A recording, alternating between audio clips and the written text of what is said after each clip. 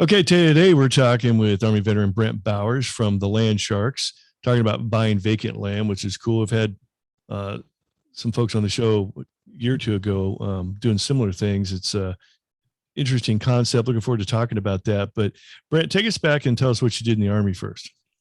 Yeah, thanks for having me, Joe. So, what did I do in the Army? I was enlisted first. I went in and enlisted as a E2 and got promoted in basic, and then hit E5 by 2.5 years, sergeant. And I was a communications specialist and turned into a communications NCO.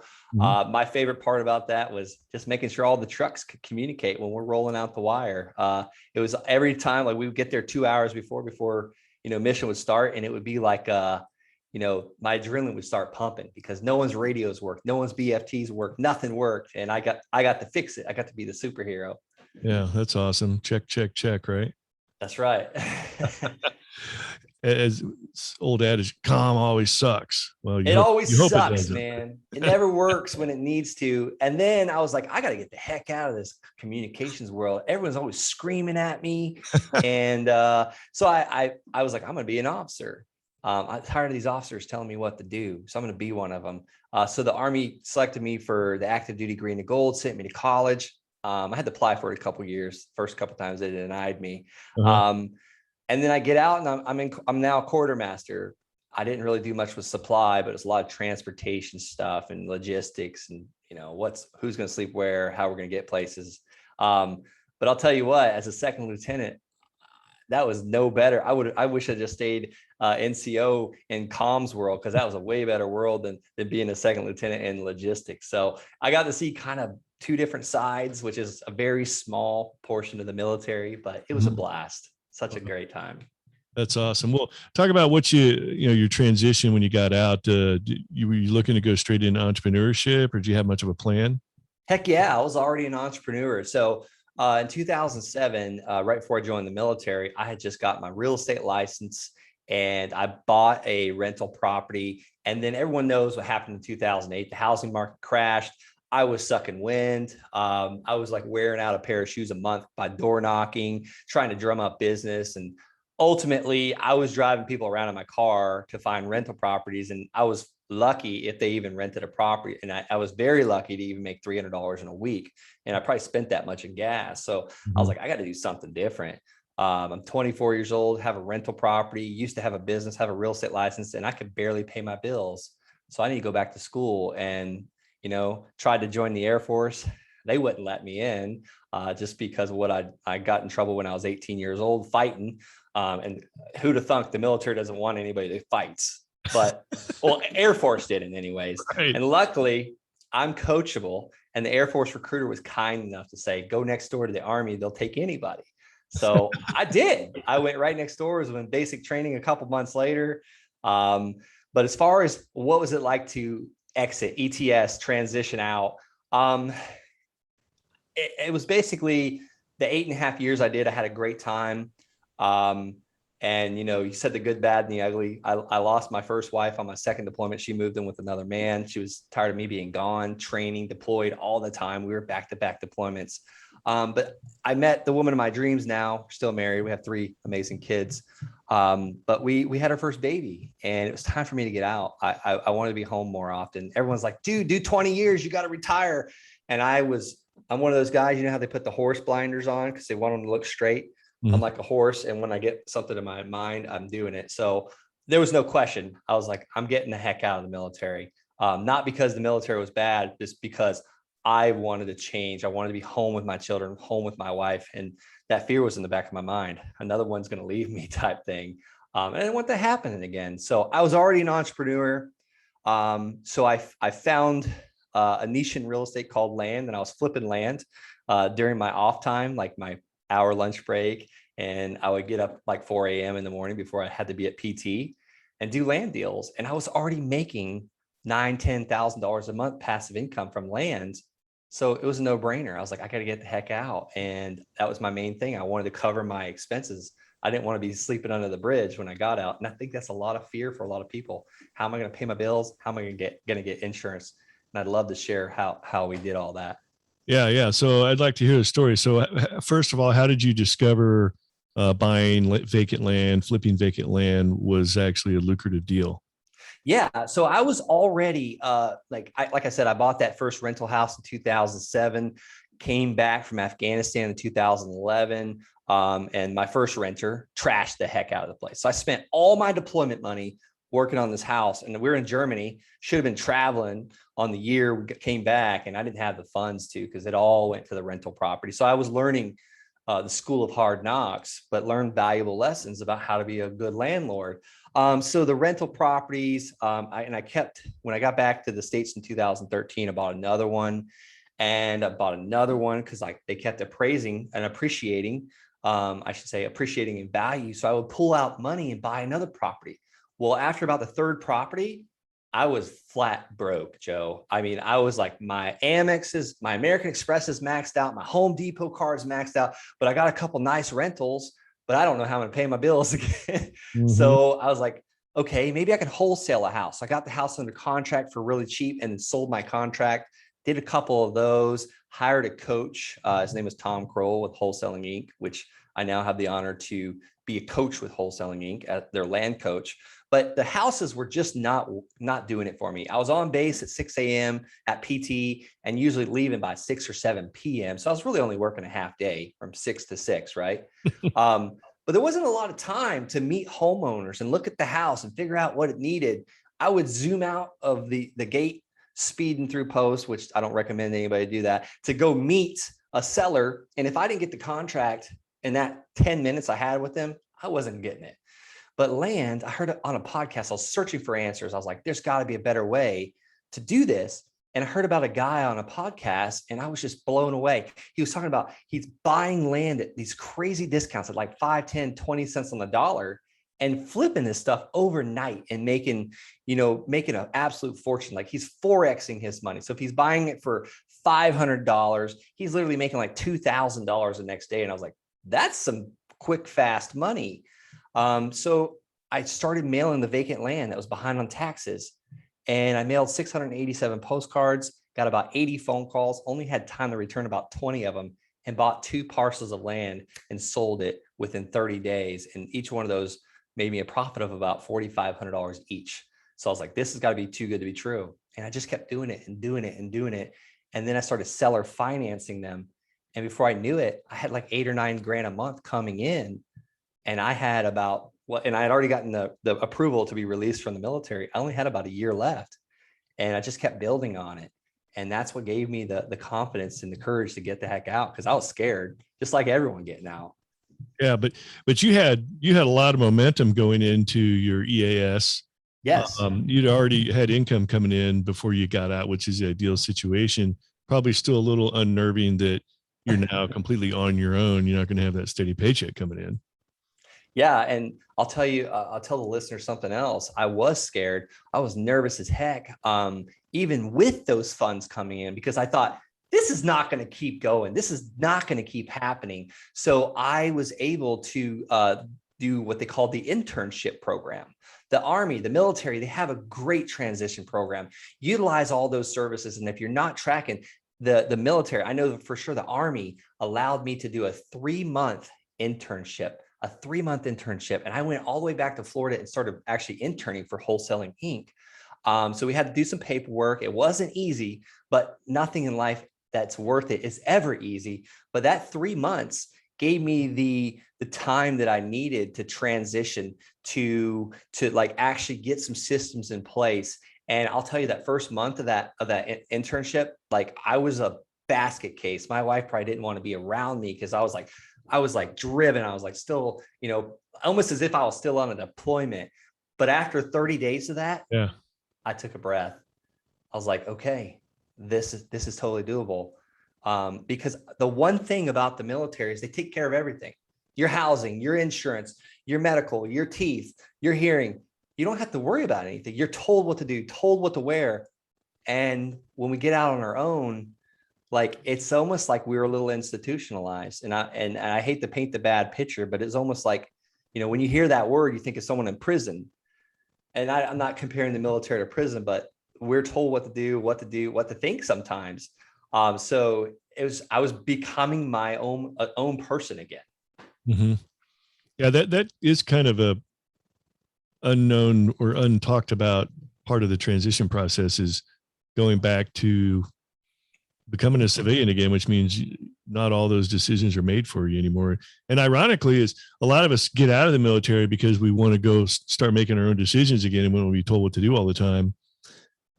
But we take a lot of those decisions that are made for us that we don't like making for ourselves. We take a lot of that for granted, and you get out of the military, Yeah. and you're just pummeled with all sorts, too many choices really. And it takes up a lot of time. Really, it takes a lot of bandwidth dealing with all those things that were just a given when you're in the military. Yeah, so true. I mean, it's like the whole fact of you got to come here and do PT at 6 a.m. Well, I fell out of that. The first year out of the military, I didn't work out. I didn't run and walk. I'm back in that regiment again, and I feel great. Like every morning, when the kids walk out the door with mom to go to school, like I have my running shoes on already, and I go to the gym, and I get that time because I took it for granted in the military. As an officer, as an NCO, there was always something that needed to be done, but I always forgot, like the PT time was the only actual me time. And I would neglect it and like try and get some work done, try and fix this computer, trying, get these NCOERs written. And I screwed myself. And now it's like, it's all coming back to light. Like, so the military was great. Like, give me all this, like, training and things that carry with me through life. And I'll tell you, business, and I'm sure you probably have veterans on the move. I'm sure that you got some business entrepreneurship, and you probably have some people that took those high level paying jobs with the secret clearances. There is nothing in business that is hard as some of the military training, like being in war and combat. Like, people don't get killed in business. Right. Like, you're not going to make a life or death decision. It's only money. And that threshold of comfort is expanded. It's like you're going from, skiing the little bunny slopes to the triple black diamonds. Like, you get used to those black diamonds and you go to the bunny slopes. So the black diamonds are military, the bunny slopes are business. Yeah. And there's that interesting concept of military folks are not necessarily military folks accept the fact that they may put their life on their line at some point, but they don't like putting their money on the line. When you go in the civilian world, civilians are used to putting their money on the line, but are not very comfortable with the concept of putting their life on the line. It's kind of an interesting paradox. So, all right, we're going to take a quick break, and we'll be right back. So hold on.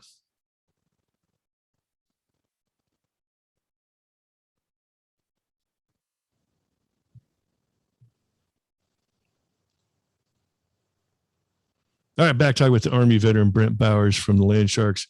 Okay, I want to go back to the concept of buying vacant land or flipping vacant land.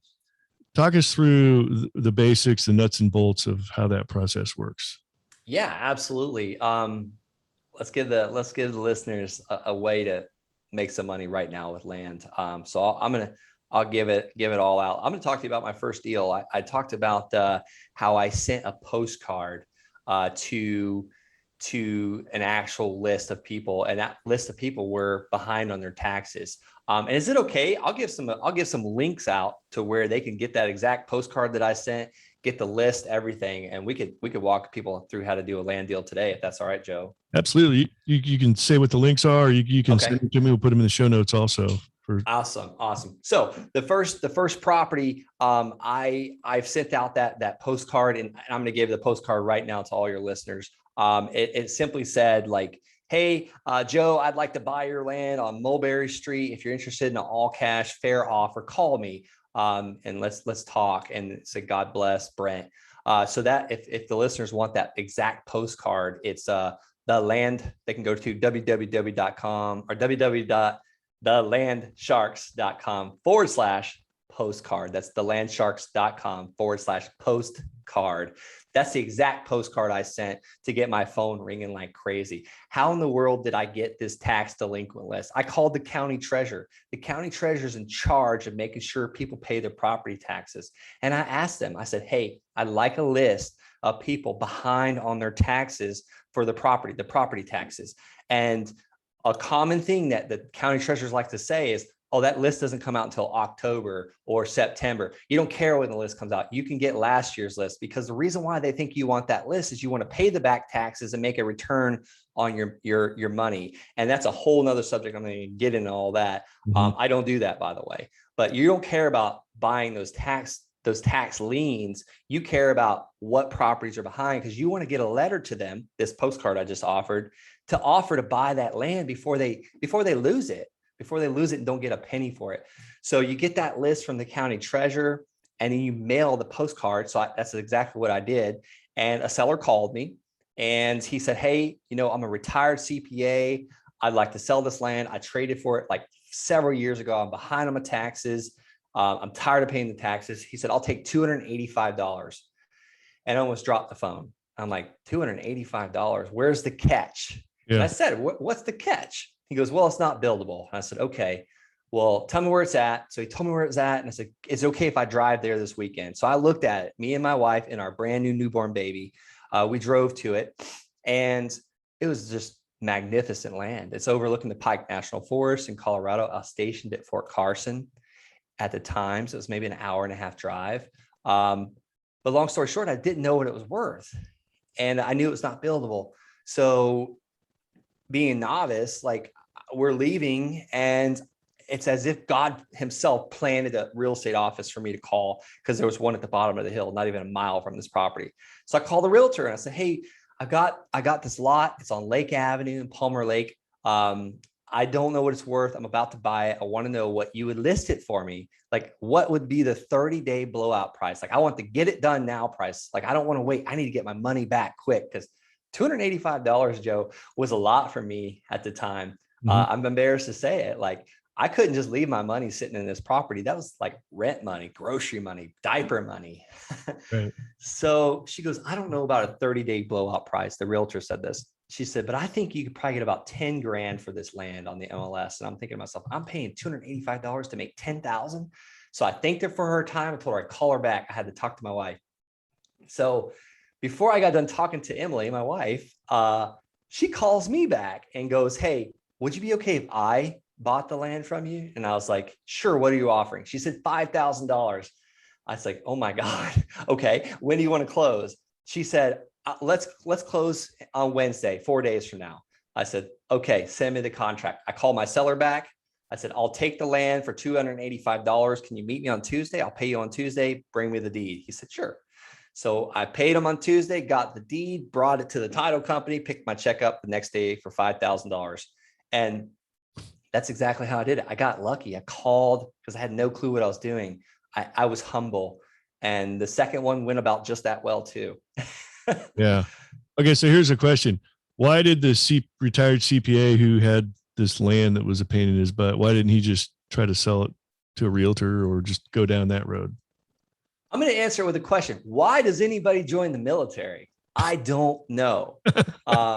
Because all I can figure, and I didn't ask the CPA because I was like, oh my God, I don't want him to know it's worth $10,000. Yeah. All I can assume now, doing over 287 parcels of land since 2015, is people aren't emotionally attached to it. He was not emotionally attached to it. He was like 80 something years old. The 285, I don't know. He might've been taking his granddaughter out for the weekend. I'm not sure. No clue, but people all the time, I'm like a pawn shop for land. You come and you want to get some money for your Rolex watch. It's going to be easy peasy, lemon squeezy. I'm going to give you 50 cents on the dollar, and you're going to walk out with cash, and I'm going to have your Rolex watch, and I'm going to sell it for retail. That's exactly what I'm doing with land. I'm just a quick, easy, convenient, speedy option.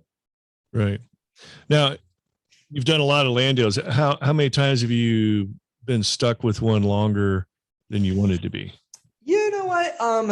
A couple times, actually. I got a little cocky about the 10th or the 11th land deal. I'll tell you a story. I was looking at a piece of land in Woodland Park, Colorado. And I say looking, I looked at the tax assessors, and before I knew what I was doing, I used to send out offers. I call my LOLs. So I always send out postcards as well as what I call land offer letters, LOL. And I'll give that to the listeners too. It's the landsharks.com/LOL, as in laugh out loud.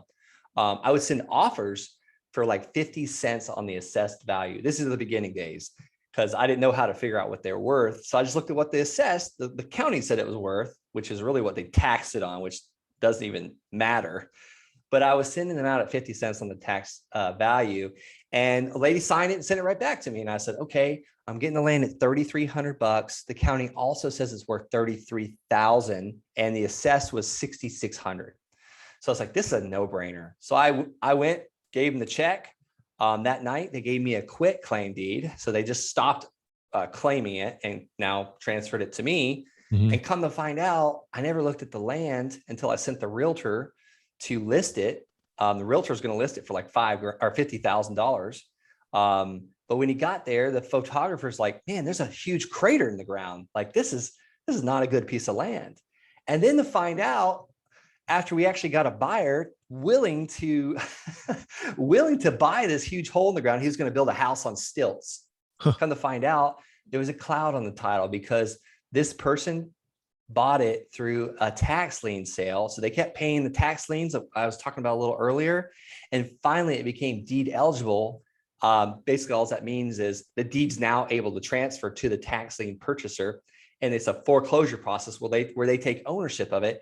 And the county treasurer will write you a new deed. It's called the treasurer's deed, and it's clouded for 9 years.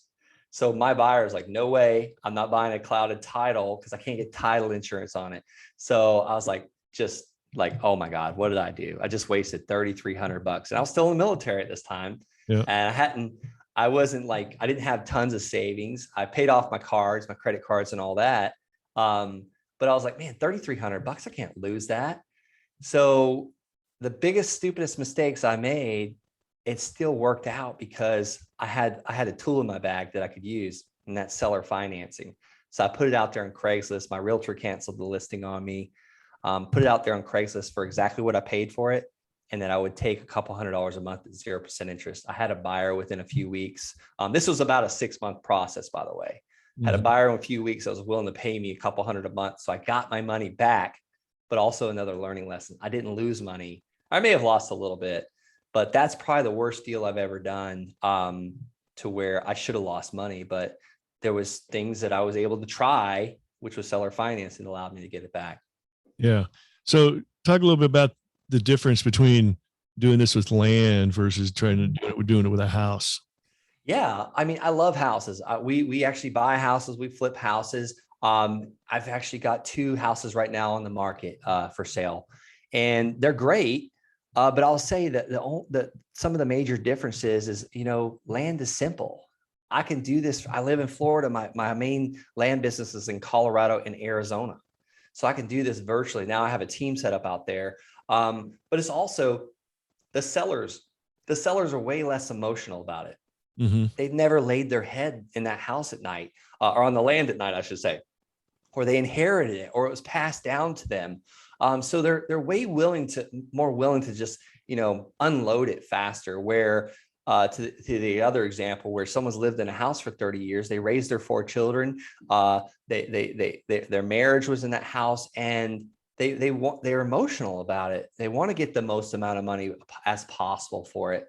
It's just I feel like it's an apple and an orange, and then everybody is like competing to get these stinky, dirty cat pee houses, and no one's going after the land. They drive by it every day. They have no clue what to do with it or how to make money with it because there's no buildings on it, or mobile home parks, or whatever the way people think to make money, or rental houses. I make money on land because I get it at a crazy discount and then turn around and sell it to someone for a profit. That's it. Yeah. I'm laughing because I've bought a few cat pee houses myself. That's Exactly. money. That smells like money. Yeah. And one of them, when you walked in the place, fleas were just jumping all over you. It was that bad. Oh, great house. Where you got to throw your shoes away after you leave. And I have 2 acquisition managers now on my team. I don't do this alone. I couldn't do this without my amazing team. And people ask, well, how do you hire someone? That sounds so scary. You know what? When you find the right person. It's like getting married. When that person's the right person. Mm-hmm. And you could hire people. I just had to fire someone just the other day. She just wasn't the right fit for my company. Not because she was a bad person, but I built a team, and my acquisition managers, what I was getting at with this story is, they would rather buy land because they don't have to go and sit on a dirty old couch and talk to the seller. And that's why they're good at it. They will talk to sellers, they care, they serve, but they don't have to throw their jeans away whenever they leave a piece of land or, get off the phone. Okay. So talk about the land sharks a little bit. You do have some coaching and some courses available in learning how to play this game of flipping vacant land. Yeah, I appreciate that so much. I went through a lot of trials and errors, and I just gave you like 2 of the 100 mistakes that I made. And I ended up hiring a coach actually after I, made a ton of money with land, because I knew there were systems and processes and procedures I could put in place, and building a team that would give me a lifestyle design that allows me to, get on these podcasts now. But the coaching, it's called the Land Sharks. I came out with a course that gives people the step-by-step action of how to buy and sell your first piece of land, how to create a business around it. And then we also provide the support, the weekly support, the actual place to get questions and answers, because there's a lot of courses out there, but that's it. You got to run with it. You got to, like, what we offer is, we offer also someone that can ask us questions. And I'm still doing land deals. A lot of these courses don't have that, and I'm not knocking them. I just saw that was a need in the market when I went through personalized coaching. I had a one-on-one coach, and I've taken many courses, and it's done well. I have students. I just have he's an Army captain, and it's going to be on a Wholesaling Inc. podcast. But this Army captain is making about $100,000 a month net profit flipping land, and he's still a company commander. Wow, that's incredible. Yeah, it almost seems too simple, too good to be true. Darn right. I still think it, and I've done almost 287 land deals. 287. Have you ever had one where like somebody comes back to you and like, okay, yeah, I got 1 million acres. Do you want to, like, it was just like so over the top you couldn't believe it? I have a 1,100 acre parcel we're trying to figure out how to buy. We've already bought the guy's 4 acres, and it was for $1.2 million. And I brought in some investors to help me with that one. I wasn't sitting on 1.2. And the seller actually is holding a $600,000 note for us. No payments, no interest for 12 months. But he also has 1,100 acres. But yeah, that's probably the biggest one. And it's almost like we evolve. Like, I started with the $200 parcels, and so I'm not really sure how to take on this 1,100 acre, but I know there's some developers that are interested in it. Mm-hmm. Wow, that's cool. All right. So if somebody's interested in some of your training courses or joining the organization, how do they get more info from you? You know what? I just launched a YouTube channel about 4 months ago. I have a ton of videos on there talking about what I do with this, how to do it. And the YouTube channel is called Brent Bowers. So I would say check me out there. There's a lot of, yeah, I'm a deep thinker, as you can tell. I'll check it out. So, all right, Brent. So, give a little more detail on if somebody's interested in coaching or buying one of your programs, like how do you walk them along, and what are some of the advantages? No, I appreciate that. If you're really ready to get started, definitely head over to thelandsharks.com. That's thelandsharks.com. And as I mentioned, I'm a Wholesaling Inc. coach. For anybody that's familiar with Wholesaling Inc. out there, you'll talk to one of our team members over at Wholesaling Inc. They'll see what your goals are, exactly what you're looking to do. And if we feel like we're a good fit, we'll bring you on board to coach you. And how the coaching works is, the modules are lay out the step by step. So there's a lot of education out there. We can figure out how to do this on YouTube and the library, but I'm not big on education. The military had 2 different types of officers: the guys that wrote the operation order and the guys that executed. Well, I'm not smart enough to write the operation order, but I could darn sure execute it. If you told me A, B, C, we're going to meet at this rally point, return here, yada, yada, I can always execute. So that's the way I've laid the course out. It's like, hey, pick your playground, pick your county. And then next, I'm going to show you how to get the list of people, of landowners. And then next, I'm going to give you this letter that you need to mail this landowner. And this is what you say to them. This is how you buy it. So it's all laid out step by step. And then we do our weekly Zoom support calls where we break down the deals. We deep dive, we answer questions, and then we have the group that you can go on and put questions on and literally get answers in the middle of the night sometimes by me, my assistant coach, Bill Rafter. And here's what's really cool is other students that are just go-givers that just did a deal that want to give back, which is the best answers usually. Sometimes I'll just like that answer because I can't say it any better. So that's the way. It's a community. It's really a community. Awesome. Hey, all right. Well, Brent, we're getting close to the end of our time, unfortunately, but I want to give you the last word. If you're talking from a perspective of entrepreneurship, you not only have you been flipping vacant land, but now you've started a business and running an organization. If you're talking to somebody that's in transition, getting out of the military, looking to get into starting their own business or getting into entrepreneurship, what kind of advice comes to mind?